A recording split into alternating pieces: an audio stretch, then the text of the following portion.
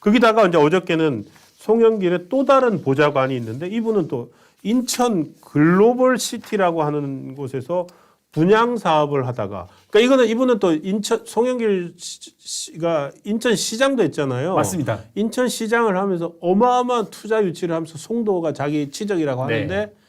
송도 개발이 근데 거기서 전 보좌관은 또 다른 전 보좌관이 66억을 또 해먹었다는 걸로 맞습니다. 피소가 됐더라고요. 조계근의 인천 글로벌 시티. 이게 저도 미리 고백컨대 예. 유사한 회사에 고백? 무슨 인천 고백? 글로벌 시티와 유사하게 그 인천시가 지분을 꽤 보유한 곳에 예. 저도 사회이사 혹은 감사로 있었습니다. 역시. 꽂아주셨죠. 뭐 사실 송영길 대표와 같은 지역구였었고, 그러니까 이제 같은 지역구 뭐 제가 같은 의원이라는 뜻이 예. 아니라 그 지역구에 살았었고 종종 이러저러저러한 이유로 저는 이제 참여연대 임원이었으니까 예. 뭐랄까요? 그쪽 의원실과 이제 종종 접촉하고 있었는데 그런 이유에서인지 약 1년 못 되게 1년 안팎 이렇게 감사로 있다가 금방 이제 댕강 되긴 했었는데 이와 같이 부동산 관련 예. 이 사업에 많이 했었습니다. 송영길 그리고 시장 자본들도 쪽이요. 많았었고요. 아. 갑자기 떠오르는 이제 대학 선배도 있는데 그 국정원 차장으로 하셨던 그분도 뭔가 이제 있는 거네요. 아니 저는 사실은 뭐 회계사님 나오셔서 그러는데 지금 전세 이게 이제 송영길 시장도 맞습니다. 인천이고 돈봉투에 연루된 뭐 의원들도 뭐 네. 부평이나 뭐 이런 데 인천 지역구고 네. 그리고 이번 전세 사기도 인천 미추홀에 네네네. 뭐 어마어마하게 집중돼 맞습니다. 있고 네. 왜 인천에서 한번 이렇게 많은가요? 사실 이제 저도 전세 사기 대란 이걸 보면서 여러 이제 뭐 해보고 했는데 민주당의 주특기 뭔가 불리한 거 나오면 막 어렵게 설명해 나가는 것. 예. 뭐 해서 도대체 무슨 말인지 모르겠고 또 한편으로는 이제 문제 제기하는 측에서도 정확한 지점은 모르겠는데 저 깜짝 놀랐는데 지금 바로 옆방에 윤희수 의원님 계신데 어제 네. 윤희수 의원이 이제 페이스북으로 아주 센 한 방을 했죠. 선제 공격을 했던데 임대차 3법이나 뭐 이런 것들. 한번 저도 관련된 걸 조금은 아는 입장에서 그렇게 한번 접근을 해볼게요. 네. 그러니까 저는 이렇게 봅니다. 지금 그러고 보니까 인천이 이렇게 전세 사기 사건에 융단 폭격을 받은 곳이 돼버렸는데 결국은 네. 먼저 이런 말씀부터 드려보면 우리 당시 이제 전세 대란 그리고 전세가가 상승하게 되면서 서울에 살던 사람이 예컨대 뭐 부천에 살던 사람이 인천 이런 식으로 아래로 내려가다 보니까 좀 더 집값 싼 곳으로 간단 말이죠. 이런 식으로 이제 인천 쪽에 빌라에 밀집되어졌던 것들이거든요. 그리고 예. 이제 취약할 수밖에 없었고 여러 가지 이제 집값 상승의 예. 여파다. 예. 이게요. 이런 말씀 한번 드릴게요. 그 시청자분들께 좀 시간이 많이 남진 않았으니까. 충분히 하셔도 됩니다. 예. 무슨 말씀이냐면 아파트 값을 잡겠다고 예. 문재인 정부에서 아파트에 대해서 임대사업자 등록을 폐지해 버렸어요. 그렇죠. 예. 예. 이게 저는 좀 치명적이지 않았나. 결국 무슨 말씀이냐면 아파트에 대한 임대 물량이 줄어들 수밖에 없고 전세가는 상승할 수밖에 없고. 예. 그러니까 결국은 아파트에 대한 주택임대사업자 등록을 폐지해 버려서 네. 이 뭡니까 전세값이 상승하고 물량도 줄어들게 되니까 아래로 이렇게 몰려 나올 수밖에 없어요. 아파트 살던 사람들이 자기 전세값이 오르니까 예. 기존의 전세 보증금 가지고 갈 수 있는 데로 찾다 보니 그렇습니다. 빌라로 들어갔다. 여러분 그런데 여기에서 하나 더 언급하고 싶은 게 제가 뭐냐면 예. 제가 시청자 여러분 한번 기억을 해주십시오. 아파트 값을 잡기 위한 그 이른바 그 뭐라고 하죠? 그 임대차법이라고 하나요? 임대차 3법. 예. 네. 아주 여러분 기억하실지 모르겠는데 임대차 3법 통과하고 나서 민주당 의원분들 아주 환호자기하겠습니다. 마치 대업을 이룬 것처럼 네. 국회 내에서 이렇게 만세 부르다시피 뭐 예. 이렇게 했었는데 여러분 제가 뭐라고 말씀드렸냐면 임대차 3법의 영향으로 아파트에 대한 주택임대사업자 등록 제도를 폐지해버렸어요. 예. 예. 아파트 가지고는 임대사업 하지 말아라. 제가 좀 거칠게 말하면. 예. 그런데 문재인 정부 초기에 예.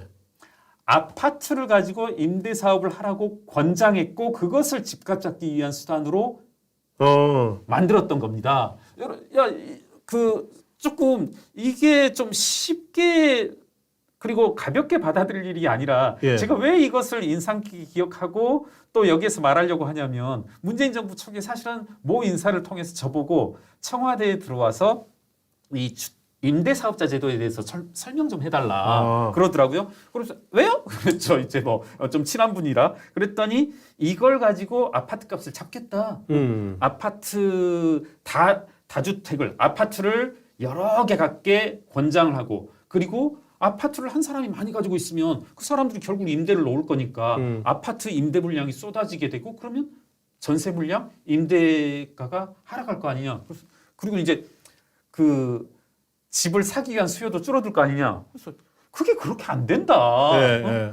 난 오히려 그거 집값 상승을 일으킨다. 이러 쭉 얘기를 했거든요. 네. 그랬더니 그럼 제가 좀 강하게 반발을 했어요. 그랬더니 그럼 김혜기사 말고 다른 사람을 소개시켜줘 하더라고요. 이제 그리고 결국 밀어붙였네요. 그걸. 그래서 이제 된 겁니다.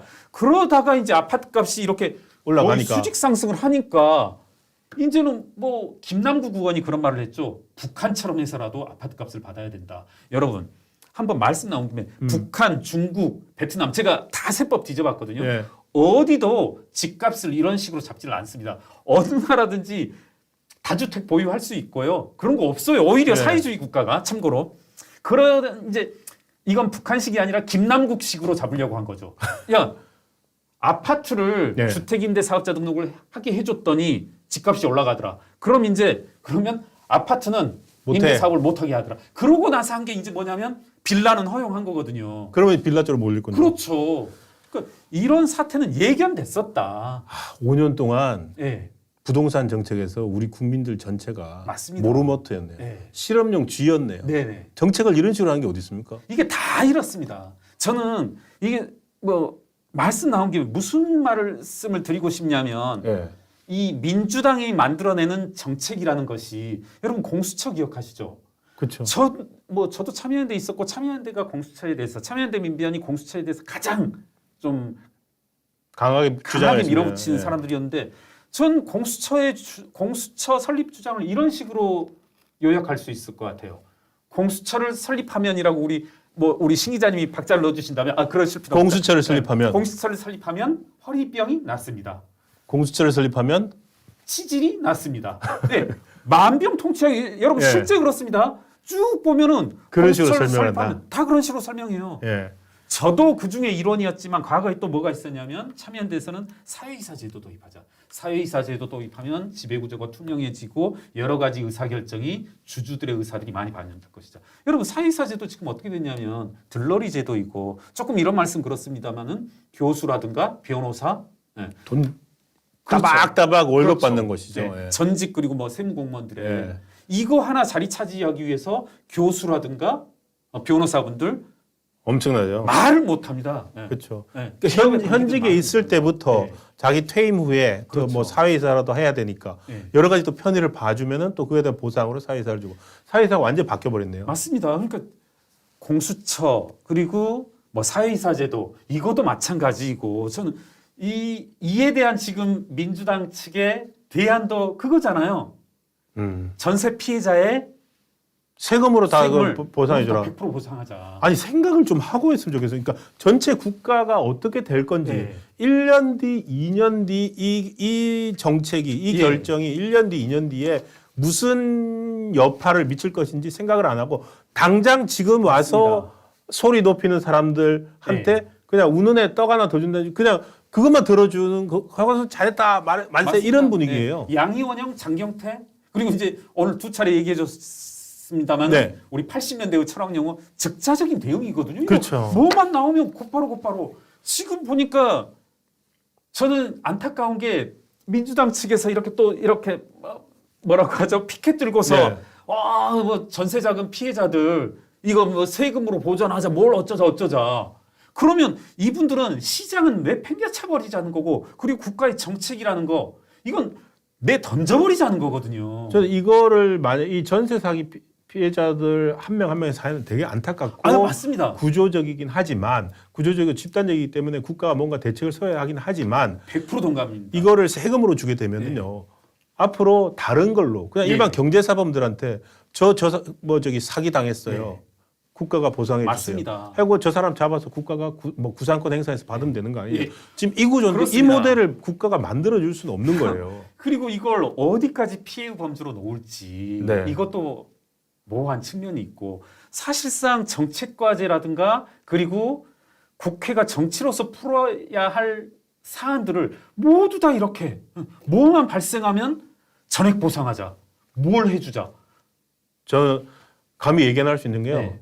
지금 전세 사기 피해자들이 전국적으로 나오고 인천뿐만이 아니라 나오고 계속 발굴할 거고 왜냐하면 이제 문재인 대통령 시절에 이제 임대 계약 맺은 2년 된 사람들이 계속 나올 거 아닙니까? 그렇습니다. 네. 나오면은 어떻게 본다면 갑자기 드는 생각인데 민주당이 지금 표 생각하고 있는 것 같아요. 내년 그렇네요. 총선 때까지 이걸 자꾸 밀고 나가고 여당이나 정부 여당에서 제대로 대책 안 나오고 예.